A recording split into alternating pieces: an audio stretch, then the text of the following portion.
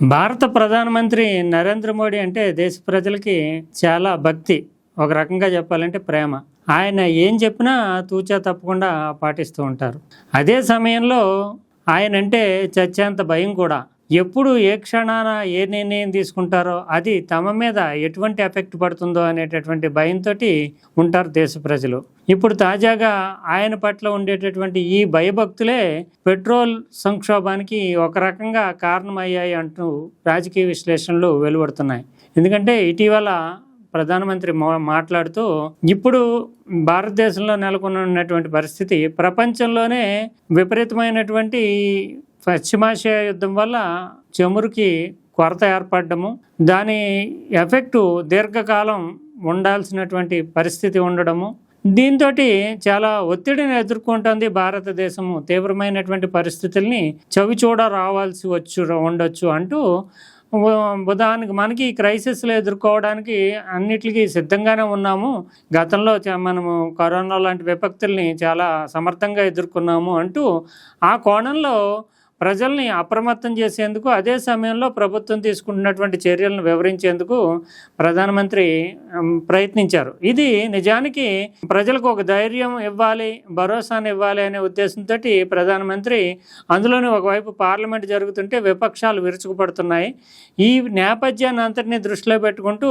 తన నుంచి ఒక స్టేట్మెంట్ వస్తే బాగుంటుంది అనే ఉద్దేశంతో ప్రధాని స్వయంగా దీని యొక్క తీవ్రత, ఈ పశ్చిమాసియాలో జరుగుతున్నటువంటి యుద్ధం తీవ్రత ఎంతగా ఉంటుంది, దీర్ఘకాలం అది మన మీద ఎంతటి ఎఫెక్ట్ పడుతుంది, మనం ఎటువంటి పరిస్థితుల్లో ఉన్నాము, ఇవన్నీ వివరించడానికి ప్రయత్నం చేశారు.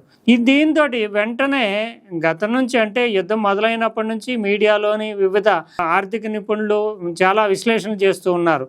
ఇది కోవిడ్ సంక్షోభం కంటే కూడా 1970s ఏర్పడినటువంటి సంక్షోభం కంటే కూడా, అంటే 2019-20లో ఏర్పడినటువంటి కోవిడ్ సంక్షోభము, దానికి తర్వాత వచ్చినటువంటి అంతకుముందే 70sలో ప్రపంచవ్యాప్తంగా ఏర్పడినటువంటి యుద్ధ సంక్షోభాలు, వీటన్నిటికంటే కూడా చాలా తీవ్రమైంది, దానికంటే దాదాపు రెట్టింపు ఉంటుంది అంటూ విశ్లేషణలు చేయడము.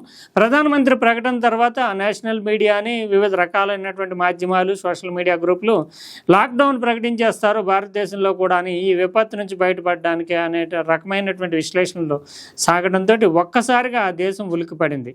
అందులోని ప్రధానమంత్రి అంటే అప్పటికే భారతదేశంలో ఒక రకమైనటువంటి అభిప్రాయం మనకి ఇప్పటికీ ఉంది. ఎందుకంటే ఏ దేశ ప్రధాని కూడా 2016లో చూస్తే ఒక్కసారిగా 15 లక్షల కోట్ల రూపాయల విలువైనటువంటి నోట్లని ఒకరోజు రాత్రి 8:30కు కూర్చుని అర్ధరాత్రి నుంచి ఈ నోట్లు చెల్లుబాటు కావు అంటూ మొత్తం మనీ, నగదుకి విలువ లేకుండా చేశారు.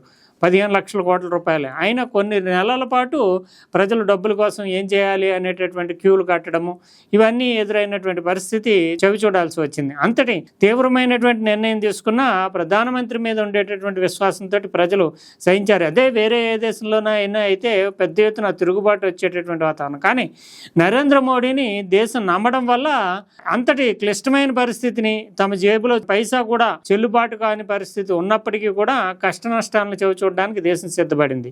అందువల్ల ఆ రకమైనటువంటి భక్తి ప్రదర్శించింది.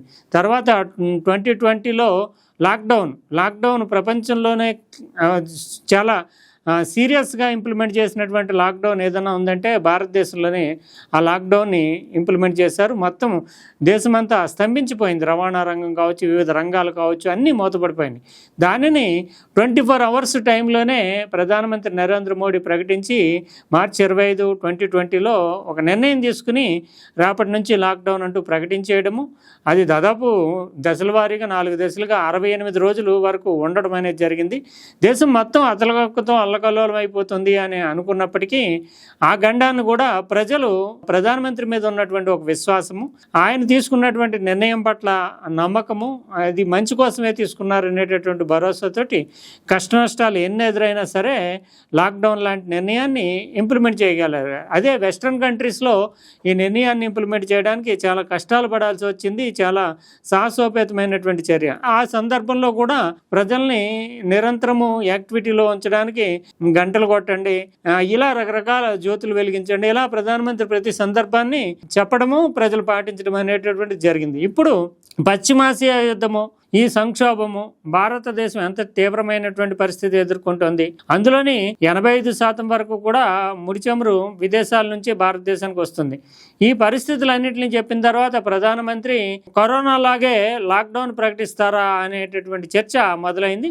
దీనికి మీడియా పెద్ద ఎత్తున ఈ రకమైనటువంటి ఊహాగానాలు కానీ తప్పకపోవచ్చు అనేటటువంటి చర్చ కానీ తావివ్వడంతో వెంటనే ప్రజలు అప్రమత్తమయ్యారు. భారతదేశ ప్రధానమంత్రి ఏమన్నా చేయగలడు, ఒకవేళ ఆయన నిర్ణయం తీసుకుంటే మన పరిస్థితి ఏంటి అనే ఉద్దేశంతో పానిక్ సిచ్యుయేషన్ ఏర్పడి విపరీతమైనటువంటి పెట్రోల్ కొనుగోళ్లు, అంతకు ముందే ఎల్పిజి గ్యాస్ కి సంబంధించి వాణిజ్య కమర్షియల్ దానికి కొంత నియంత్రణలు పెట్టడంతో వెంటనే దాని ఎఫెక్ట్ గృహ వినియోగం మీద పడిపోతుంది అనే ఉద్దేశంతో సిలిండర్ల బుకింగ్ అనేటటువంటిది రోజువారీ 50 లక్షల సిలిండర్లు దేశవ్యాప్తంగా 55 లక్షలు సిలిండర్లు దేశవ్యాప్తంగా బుక్ చేసుకుంటుంటే ప్రజలు పానిక్ సిచ్యుయేషన్ గురై 85-87 లక్షల వరకు బుక్ చేసుకోవడం అనేది మొదలైంది. అంటే ఒక్కసారిగా కొరతను ప్రజలే సృష్టించేశారు. అలాగే ఈ 2-3 రోజులు కానీ చూస్తే కనుక ప్రధానమంత్రి ప్రకటన తర్వాత పెట్రోల్ బంకుల దగ్గర క్యూలు కట్టి, ఉదాహరణకి హైదరాబాద్ నగరాన్ని తీసుకుంటే హైదరాబాద్ లో సాధారణంగా రోజువారీ పెట్రోల్ వినియోగం, పెట్రోల్ వివిధ పంపుల్లోని చూస్తే 35 లక్షల లీటర్ల పెట్రోల్ అమ్ముడవుతూ ఉంటుంది.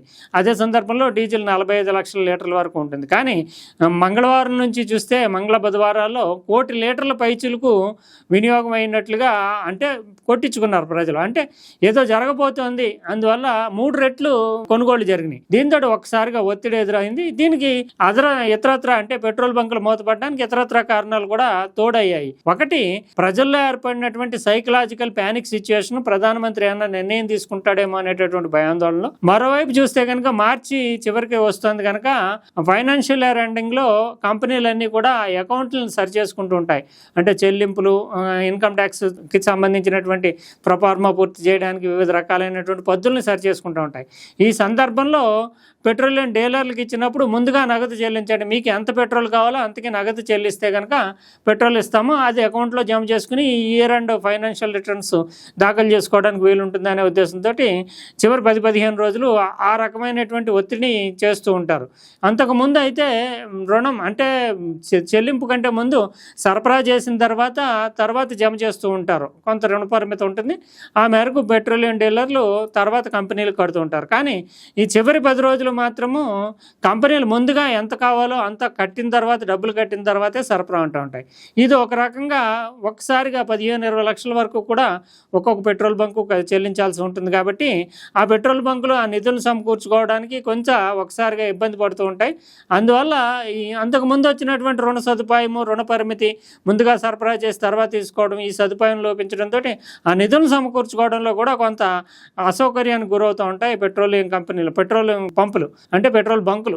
దీనివల్ల కూడా కొంత డీలర్ల నుంచి ఇబ్బంది ఎదురవుతూ ఉంటుంది. ఇవన్నీ కలిసి ఒకసారిగా ప్రధానమంత్రి చేసినటువంటి ప్రకటన ఎఫెక్ట్ ఒకవైపు, ఇంకోవైపు ఏమో ఈ కంపెనీలకి నగదు చెల్లింపు, సరఫరాకు సంబంధించినటువంటి దాంట్లో వచ్చినటువంటి తేడా ఒకటి, ఇవన్నీ కలిపి ఒకసారిగా ఒక పానిక్ సిచ్యుయేషన్ తోటి డిమాండ్ అనేది విపరీతంగా పెరిగిపోయింది. అందువల్లనే మంగళవారం నాడు కానీ బుధవారం నాడు కానీ చూస్తే హైదరాబాద్ నగరంలోనే 35 లక్షలు యావరేజ్ సగటున 35 లక్షలు ఉండేటటువంటి పెట్రోల్ 1 కోటి లీటర్ల వరకు కొట్టించుకున్నారు అనేది వాణిజ్య వర్గాలు చెప్తున్నటువంటి సమాచారం.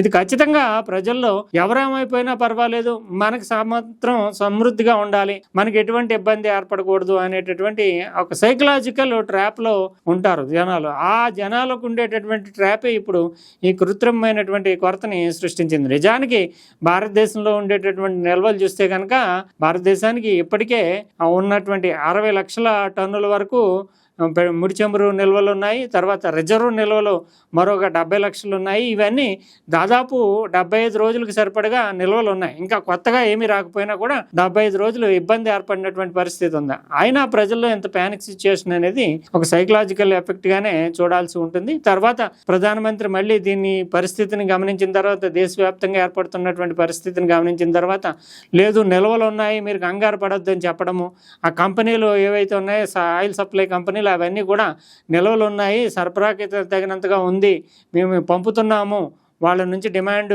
రావాల్సి ఉంది అంతే, అంటే ఇంటెంట్ పెడితే పంపుతాము అని చెప్పినప్పటికీ ఒక్కసారిగా ప్రజల్లో ఈ భావం ఏర్పడడంతో ప్రజలంతా కూడా పెట్రోల్ బంకుల వద్ద క్యూలు కట్టడము చూసాం. 2 రోజుల పాటు ఎంత తీవ్రమైన ఒత్తిడి ఏర్పడింది. తర్వాత పెట్రోల్ బంకులు నో స్టాక్ బోర్డులు పెట్టుకోవడం, ఇదంతా ఏదో జరగబోతుంది, ఏదో జరిగిపోతుంది అనేది.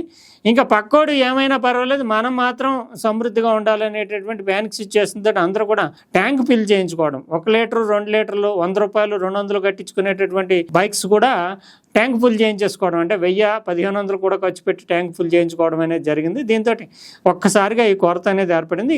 2-3 రోజుల్లోనే ఇది సర్దుకునేటటువంటి అవకాశం ఉంది. ఈ సందర్భంగా ఇది మోడీ ఎఫెక్ట్ కూడా దీంట్లో ఉంది అనేది చెప్పాల్సి ఉంటుంది. అంటే భయము, భక్తి ఈ 2 కలగలిసి ప్రజల మీద ఆయన ఎఫెక్ట్ పడటంతో ఈ కొనుగోళ్లలో విపరీతమైనటువంటి ధోరణి చోటు చేసుకుంది.